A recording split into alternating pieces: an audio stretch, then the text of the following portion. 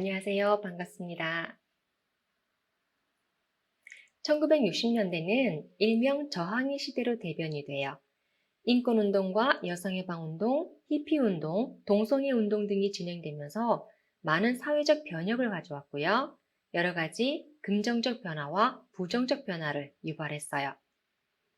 사상적 배경들은 문화로 연결되고 음지에 있던 동성애가 양지로 나오면서 거리에는 동성애 시위가 곳곳에서 일어나고 있는 중인데요. 성소수자들은 퀴어 축제 거리 행진을 통해 성소수자 권리보장 기본법의 제정을 요구하고 있습니다. 퀴어는 성소수자를 말해요. 퀴어 축제는 성소수자 거리 시위를 말하고요. 주로 남성 간 동성애자들이 다수이기 때문에 게이 축제라고 합니다. 성소수자 권리보장 기본법은 차별금지법을 말해요. 동성애를 지향하거나 또는 트랜스젠더라는 등등의 이유로 차별해서는 안 된다는 것을 법으로 정해놓고 이를 어길 시 법적 강제력을 동원한다는 것입니다. 동성애는 문화 속에 그들의 주장을 자연스럽게 스며들게 하고 있어요. 미국, 대만, 네팔, 홍콩 등 각국에서 퀴어 축제가 열렸고 이스라엘도 대규모 게이 퍼레이드가 있었습니다. 서울광장에서는 작년 6월에 서울 퀴어 문화축제가 열렸었죠. 문화는 사실보다 이미지를 전달해서 감성을 자극해요. 이성을 마비시키고 사실을 왜곡하고 비상식이 상식이 되게 합니다. 사진은 작가가 퓰리처상을 받게 했던 유명한 사진인데요. 경찰서장이 민간인을 재판 없이 처형하는 것으로 보여서 많은 사람들을 충격에 빠뜨리고 베트남 반전 시위를 이끌어내는 큰 계기가 되었던 장면이에요. 그러나 사실 민간인은 베트콩 암살부대 대장이었고 민간인 복장으로 위장하고 있었던 것이었는데 남베트남 경찰들의 부인과 자녀, 친척들 34명을 살해해서 도랑에 버린 인물로 알려져 있습니다. 장군은 미국으로 망명했지만 사람들의 오해 속에 힘들게 살다가 암으로 사망했다고 합니다. 미투 운동을 보더라도 이에 연루되어 있는 사람은 연예인이나 연구원이나 문화예술인이 80% 이상을 차지하고 있어요. 특히 영화를 만드는 사람들이 동성애 일환의 사상 속에 문화 콘텐츠를 만들어내고 있는데요. 쌍화점, 왕의 남자, 아가씨 등의 동성애 영화가 인기를 끌면서 가치관에 영향을 미치고 있습니다.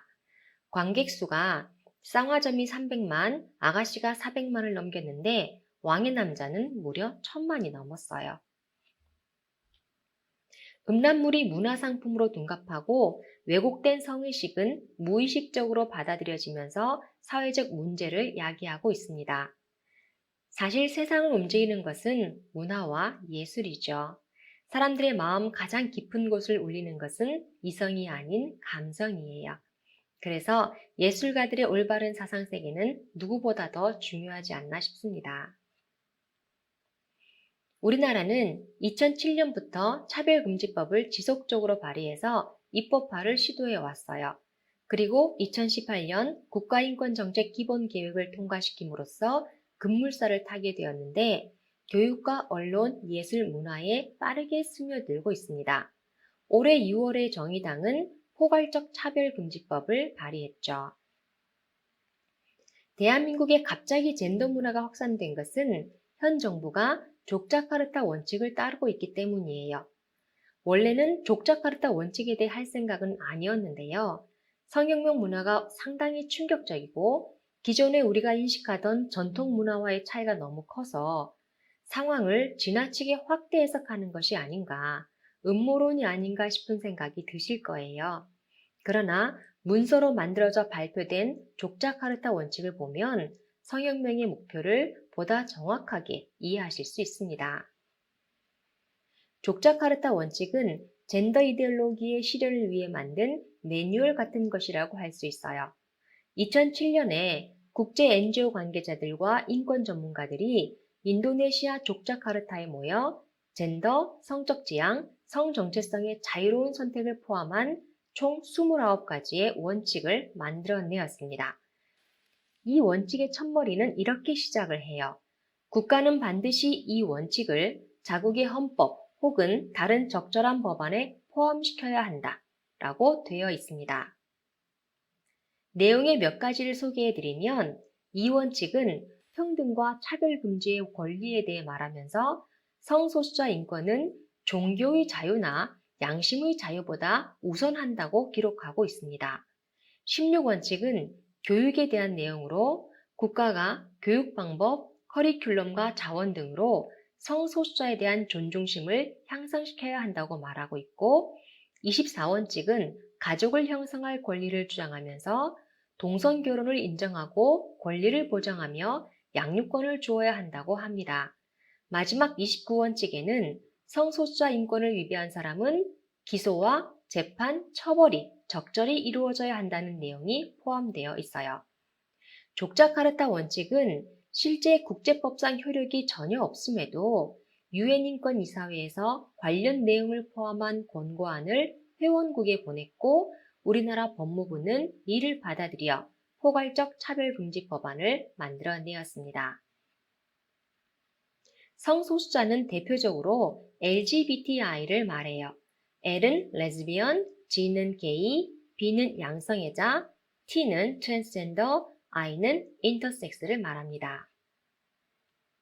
유엔은 젠더 이데올로기에 편승해서 2016년 게이 우표를 발행했고 절대적 윤리나 보편적 가치, 객관적 사실을 거부하고 포스트 모더니즘 가치를 추구하면서 다양함, 자유로움, 주관적 선택을 중요시하게 되었어요. 그리고 대중매체를 통해 이런 문화를 받아들이는 것이 현대적이고 세련된 열린 사고를 하는 사람으로 인식되고 있습니다. 동성애 문화는 빠르게 번졌고요. 동성결혼이 허용이 되었어요. 오스트리아, 프랑스, 뉴질랜드, 독일, 호주, 우루과이, 영국, 미국 등의 나라가 동성애 문화를 받아들였습니다. 차별금지법이 통과된 나라에서는 여러 가지 예상치 못한 어려움에 직면해 있어요. 차별금지법은 성소수자들에 대한 인권을 좀 더 보장해주기 위한 것이라고 단순히 생각했지만 일단 법으로 제정되고 나니 새로운 조항들이 계속 추가되고 개정되면서 성소수자에 대한 특권이 되었고 역으로 다수 일반인의 인권을 침해하는 사건들이 연이어 생기고 있기 때문입니다. 법이 바뀌면 모든 것이 바뀔 수밖에 없는데 차별금지법이 적용된 나라에서 어떤 일이 발생하는지 미국과 영국의 최근 사례들을 몇 가지 살펴보겠습니다. 2017년 미국 조지아주에 있는 초등학교에서 트랜스젠더에게 여성 화장실을 사용하도록 허용해 줬는데 5세 여아가 강제 추행을 당하는 사건이 있었어요. 이런 일은 지속적으로 발생하고 있는데요. 올해 3월 위스콘신주의 고등학교 성중립 화장실에서 성폭행 사건이 발생해서 성중립 화장실이 폐쇄되는 일도 있었습니다. 2018년 영국에서는 트랜스젠더가 범죄를 저질러서 여성 교도소에 수감이 되었는데 동료 재소자 5명을 성폭행하는 사건이 발생했어요. 영국 법무부는 트랜스젠더에 대한 별도 수감구역을 만들겠다고 발표를 했죠. 2019년 텍사스주에서는 7세 아들의 성전환을 반대하는 아빠에게 양육권을 박탈하라는 판결이 내려졌습니다. 2013년 미국에서 빵집을 운영하던 클라인 부부가 동성 결혼식의 케이크를 만들어줄 수 없다고 거절했다가 주 검찰에 고발당해 상당한 벌금을 부과받는 사건이 있었습니다. 결국 1심과 2심을 거쳐 연방 대법원까지 가서야 6년간의 소송 끝에 고소가 파기되는 일이 있었죠.